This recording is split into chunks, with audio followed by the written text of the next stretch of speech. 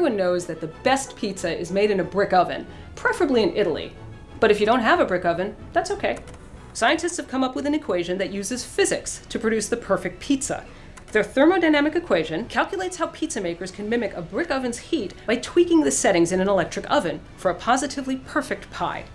Speaking of food, would you sample cheese crawling with maggots or a pickled sheep eyeball? In Sweden, the newly opened Disgusting Food Museum showcases dishes from around the world that are not to everyone's taste. Foods such as spicy rabbit heads, roasted guinea pig, and boiled bat are delicacies in their home countries, but if you're not familiar with them, they might be a little hard to swallow.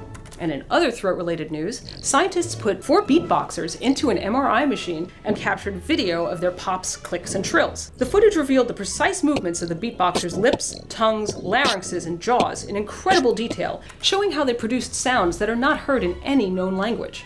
And that's this week's Strange News Snapshot. I'm Mindy Weisberger for Live Science. Not strange enough for you? Check out more strange news here and at livescience.com.